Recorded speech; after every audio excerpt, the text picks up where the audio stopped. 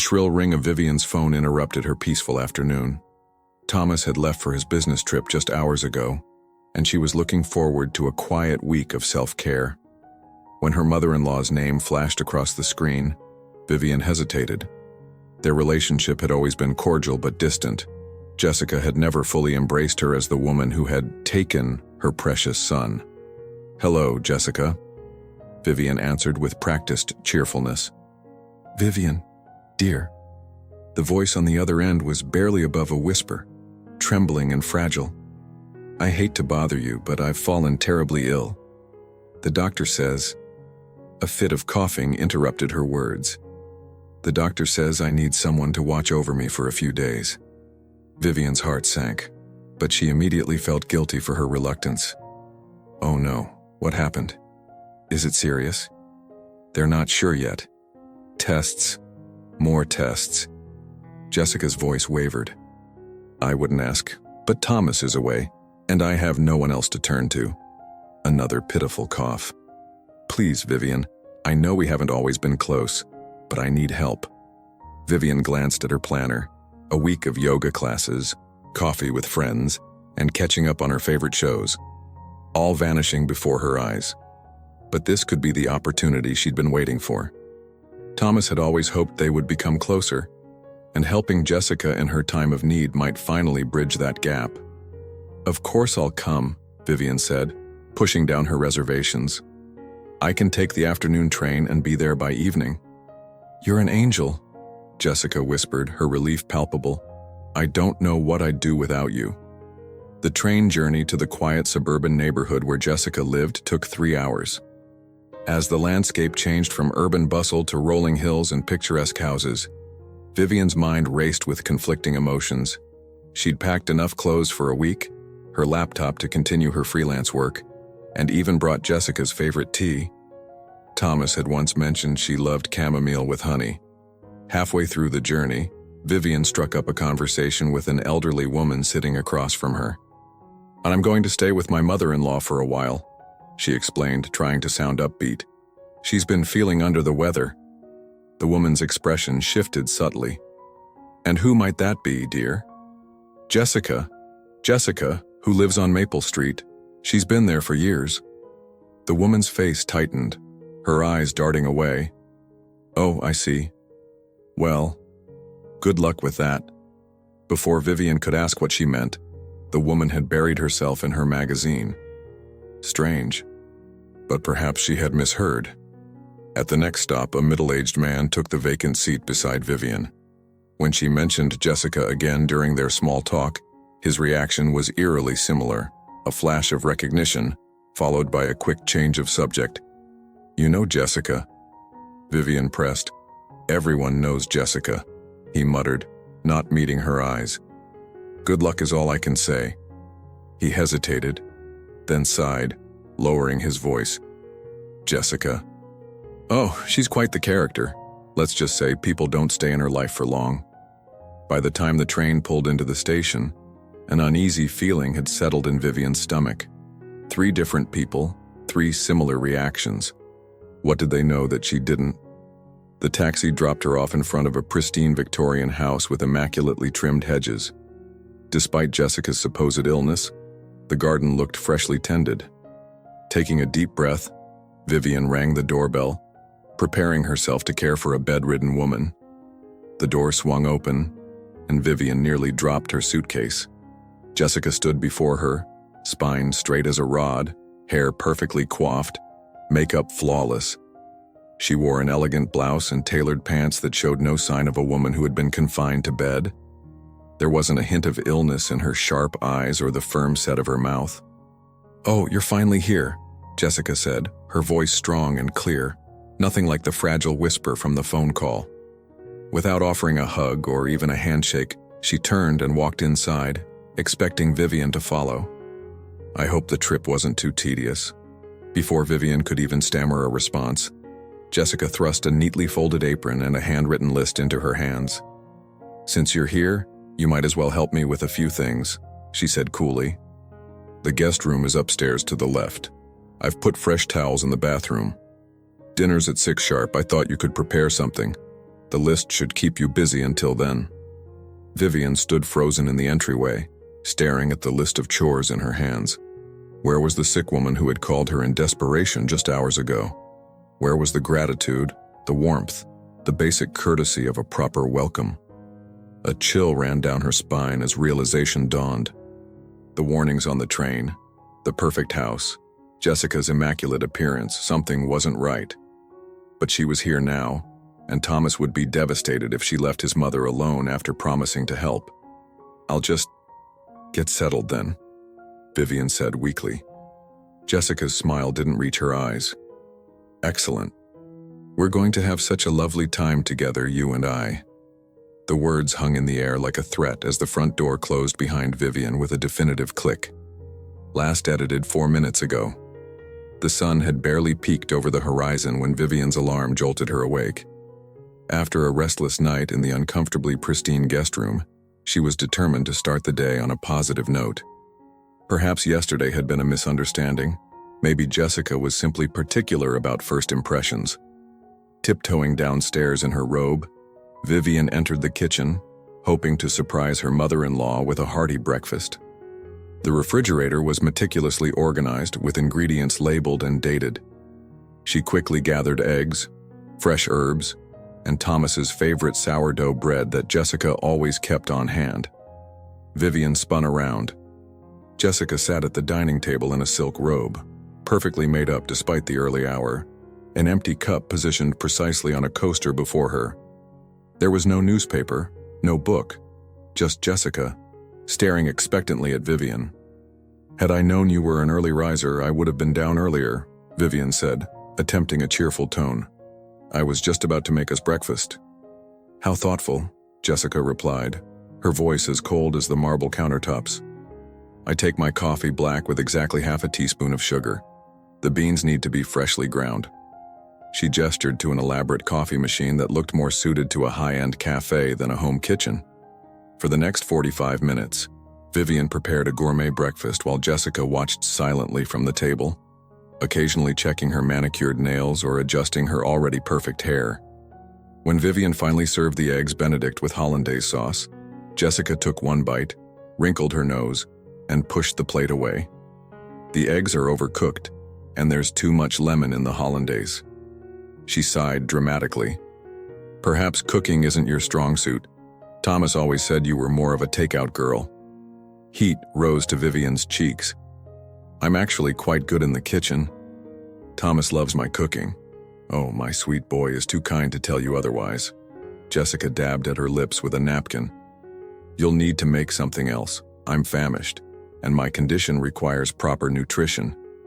After preparing and serving 3 different breakfast options, each met with scathing criticism, Vivian finally saw Jessica take a few reluctant bites of avocado toast. The older woman then pushed back from the table with a theatrical groan. "I'm feeling terribly weak today," she announced, suddenly clutching at her chest. The transformation was jarring, from sharp-tongued critic to fragile invalid in the blink of an eye. "The doctor said exertion could worsen my condition, but this house desperately needs cleaning before it affects my respiratory system." Jessica produced another list, twice as long as yesterday's, detailing cleaning tasks for every room in the sprawling house. "Pay special attention to the baseboards," Jessica instructed as she reclined on the living room sofa, a cashmere throw draped artfully across her legs. "And remember to use the special polish on the antique furniture. It was Thomas's great-grandmother's." 8 grueling hours later, Vivian's hands were raw from cleaning products, her back aching from scrubbing floors on her hands and knees after Jessica deemed the mop inadequate for proper sanitization. When she finally presented the immaculate house to her mother-in-law, Jessica put on reading glasses and ran a white-gloved finger along various surfaces. "You missed spots in the dining room," she declared, "and the guest bathroom's crown molding is still dusty. You'll need to redo those areas immediately." Before Vivian could object, Thomas's ringtone echoed through the house. Jessica's transformation was instantaneous and chilling. Her posture slumped, her voice dropped to a pained whisper, and she even managed to conjure tears as she answered the video call. "Oh, Thomas, darling, yes, I'm managing. The pain comes and goes. she whimpered, shooting Vivian a warning glance. Thomas's concerned face appeared on the screen. "Mom, you look terrible. Is Vivian taking good care of you?" "She's trying her best," Jessica replied with a martyr's smile. "Though I hate to be a burden. She seems so frustrated sometimes." Vivian stepped into frame. "Thomas, Your mother needs rest and care, not stress," Jessica interrupted, a single tear trailing dramatically down her cheek. "I don't want to trouble you with silly household matters while you're working so hard." After the call, Vivian retreated to the garden, desperate for fresh air and a moment alone. Through the kitchen window, she spotted Jessica in animated conversation with an elegantly dressed neighbor. Her mother-in-law was gesturing energetically, laughing without restraint, the picture of vibrant health. Stunned, Vivian crept closer to hear their conversation. "She's exactly as you described," the neighbor chuckled, "completely at your beck and call." "The perfect daughter-in-law test," Jessica replied smugly, "and she's failing spectacularly." Then Jessica's sharp eyes caught a movement by the hydrangeas. Spotting Vivian, she instantly transformed, shoulders drooping, hand flying to her forehead. "Oh dear," she called out weakly. "Vivian, could you help me inside? My spell of wellness has passed, and I feel faint again." That evening, over a dinner Vivian had prepared and Jessica barely touched, Vivian gathered her courage. "Jessica, I noticed you seemed quite energetic with your neighbor today. Your health seems to fluctuate dramatically. Perhaps we should call your doctor." Jessica's eyes narrowed dangerously. "My condition is complex and not for laypeople to diagnose." She pushed her plate away. "Since you're so concerned with my health, perhaps you could clean out the attic tomorrow. The dust up there has been aggravating my symptoms." As Vivian cleared the dishes, a sinking realization settled in her stomach. This wasn't about health or help. This was a power game, and Jessica was playing to win. Dawn broke over Jessica's neighborhood with a fresh blanket of snow covering every surface in glittering white. Vivian stood at the kitchen window, nursing a cup of coffee, momentarily mesmerized by the peaceful scene, a stark contrast to the psychological warfare raging inside the house. 3 days had passed since her arrival, each one more grueling than the last. Her hands were cracked and red from cleaning products, her spirit worn down by Jessica's constant criticism. Yet, something in Vivian was hardening, a resolve she hadn't known she possessed. Jessica swept into the kitchen, immaculately dressed as always. Her gaze fell on the winter wonderland outside, and a calculating smile crossed her lips. "The walkway needs clearing before the mail carrier arrives," she announced. "It's getting worse out there." Vivian nodded, already reaching for her coat. "I'll grab the snow shovel from the garage." "Oh, it's broken," Jessica said with exaggerated regret. "The handle snapped last week. You'll have to clear it by hand. Wear these." She thrust a pair of thin garden gloves toward Vivian. "And be thorough. I don't want any accidents on my property." The temperature outside was well below freezing, the wind slicing through Vivian's inadequate gloves within minutes. She knew there was a perfectly good snow shovel in the garage. She'd spotted it yesterday while searching for cleaning supplies, but challenging Jessica directly had proven futile. Kneeling in the snow, Vivian began scooping handfuls onto the lawn, her fingers quickly numbing. Through the living room window, she caught glimpses of Jessica watching with undisguised satisfaction, a steaming mug of tea cradled in her hands. An hour later, Vivian's hands were burning with cold, her knees soaked through. As she finished clearing the last section of the walkway, her phone rang. Thomas's smiling face lit up the screen. Before she could answer, Jessica appeared beside her, snatching the phone with surprising agility for someone supposedly infirm.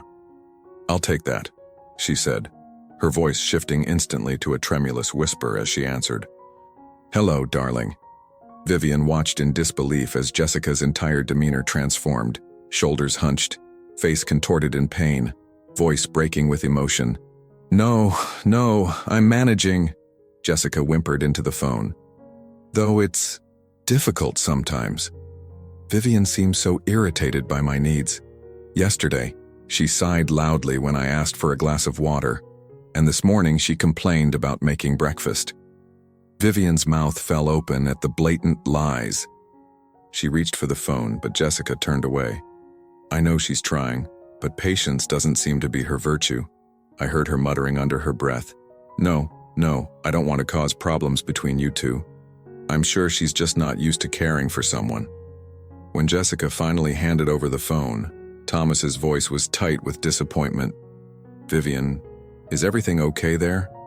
Mom sounds worse, and she mentioned you've been short with her.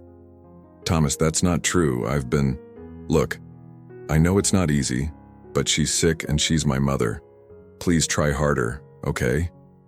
After the call ended, Vivian stood frozen in the hallway, tears of frustration threatening to spill. Jessica brushed past her. All traces of frailty vanished, a triumphant smirk playing on her lips. In that moment, clarity struck Vivian like a thunderbolt. This charade had gone too far. If she was going to survive this and save her marriage, she needed evidence. That afternoon, while Jessica napped, or pretended to, Vivian strategically placed her phone on a bookshelf with the camera recording. Then she deliberately made noise in the kitchen, clattering dishes just enough to disturb but not enough to seem intentional. Within minutes, Jessica appeared in the doorway, her posture perfectly straight, movements fluid and strong. She berated Vivian for the noise, gesturing emphatically and even reaching up to rearrange items on a high shelf, actions impossible for someone with her claimed weakness. Vivian apologized meekly while her phone silently captured everything. Later, she photographed the ridiculous lists of chores, the garden gloves still damp from snow, and the perfectly functional snow shovel hidden behind storage bins in the garage. The following morning, over a breakfast Jessica barely touched, Vivian casually mentioned, I got a text from Thomas last night. He's wrapping up his meetings early and might be back tomorrow instead of Saturday. The effect was immediate and revealing. Jessica's hand flew to her chest, her breathing became labored, and within minutes she was describing new, alarming symptoms. I feel lightheaded suddenly, she gasped. My doctor warned me about these episodes. Help me to the sofa.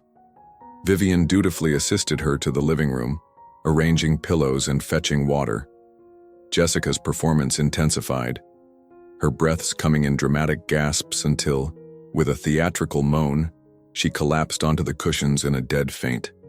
Concerned despite herself, Vivian leaned closer to check Jessica's pulse. That's when she noticed it. The almost imperceptible flutter of eyelashes, the slight tension in facial muscles that should be relaxed in unconsciousness. Jessica was watching her through barely opened eyes, gauging her reaction. Fighting to keep her expression neutral, Vivian stepped back.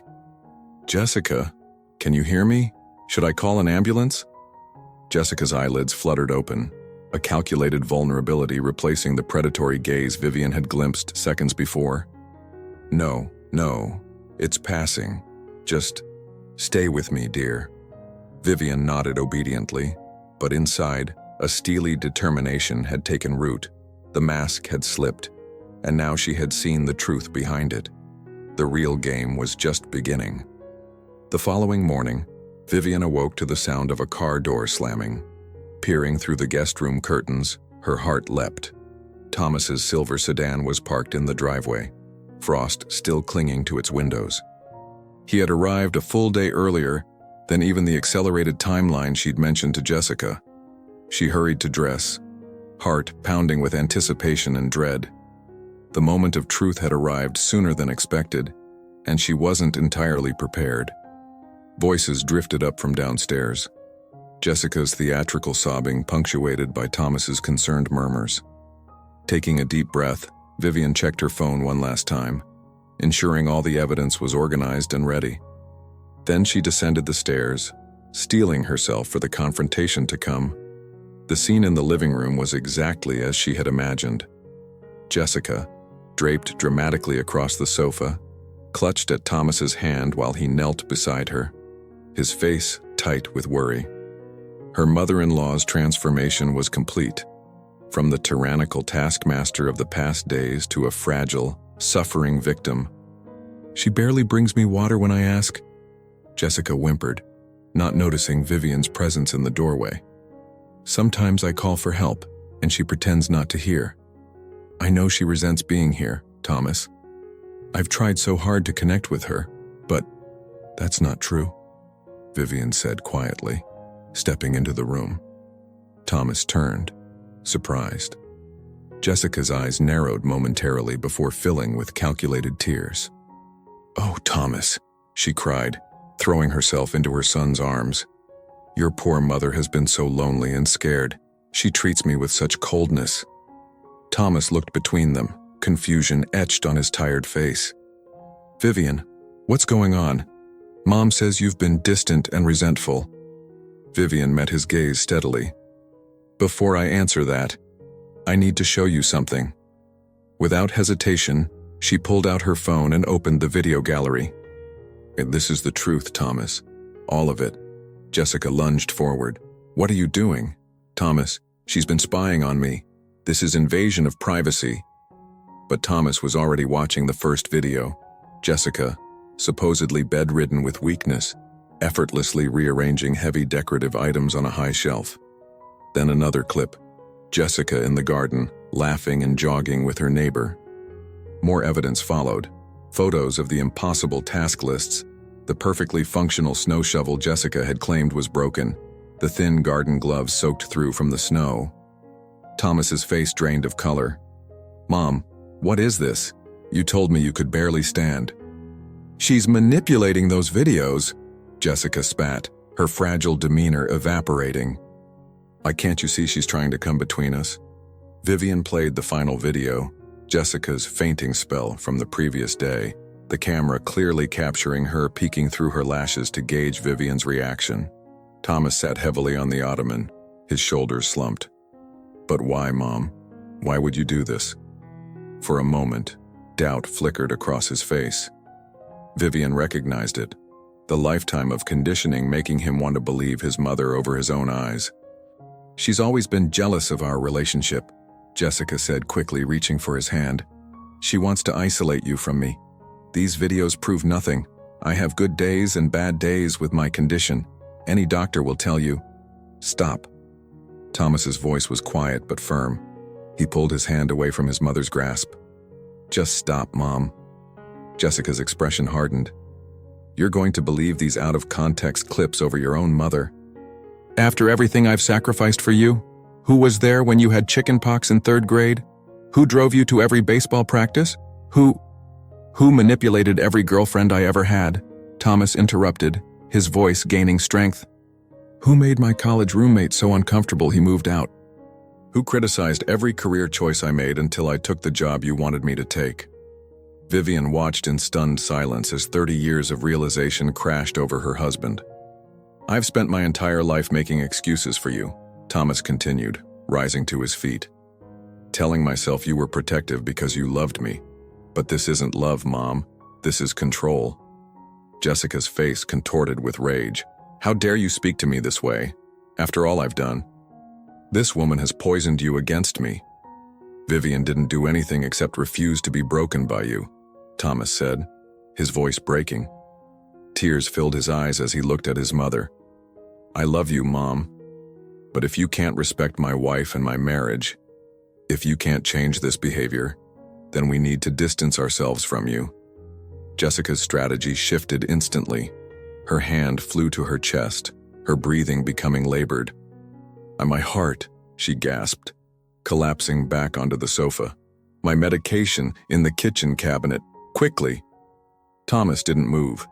He simply looked at his mother, tears streaming down his face. "I don't believe you anymore." Jessica's eyes widened in genuine shock. For the first time, her performance had failed.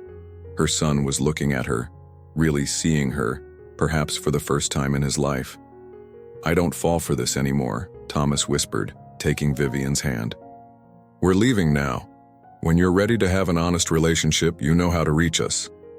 As they walked toward the door, Jessica's anguished scream echoed through the house, the sound of control slipping away, of a mask finally, irrevocably falling. The silence in Jessica's house was suffocating. For years, she had been the orchestrator of every detail in Thomas's life, pulling strings, controlling outcomes. Now there was nothing, no footsteps echoing down the hall, no morning calls from her son, no dutiful daughter-in-law waiting on her whims. She had won battles, but lost the war. Jessica sat in her immaculate living room, staring at the untouched cup of chamomile tea on the coffee table. It had always been her favorite, but tonight, it tasted bitter. The weight of her choices pressed on her chest heavier than any of the ailments she had pretended to suffer from.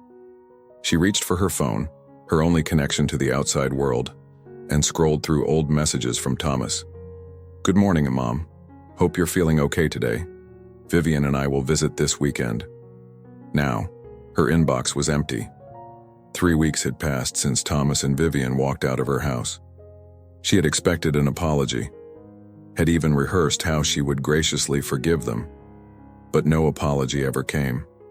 Instead, Thomas had sent a single, carefully worded message. "I love you, Mom, but things need to change.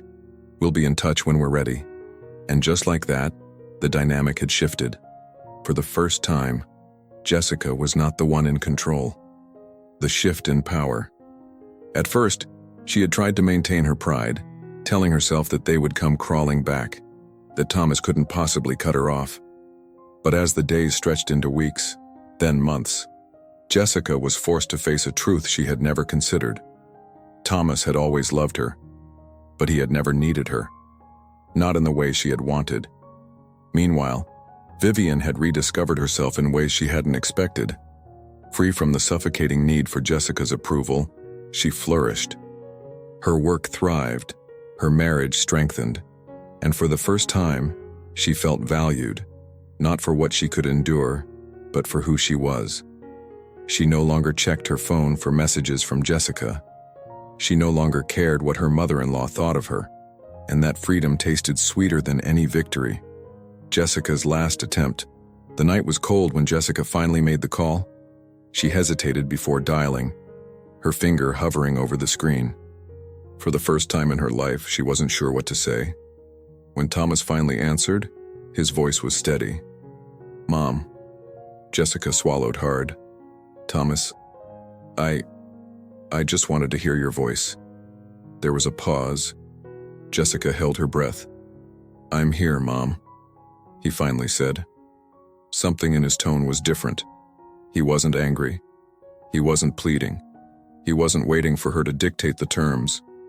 And for the first time, Jessica realized Thomas wasn't the same boy she had spent a lifetime controlling. This time, he was the one setting the rules. And you, what would you do in Thomas's place? Would you give Jessica another chance or keep your distance? Let me know in the comments. Don't forget to like, subscribe, and hit the notification bell.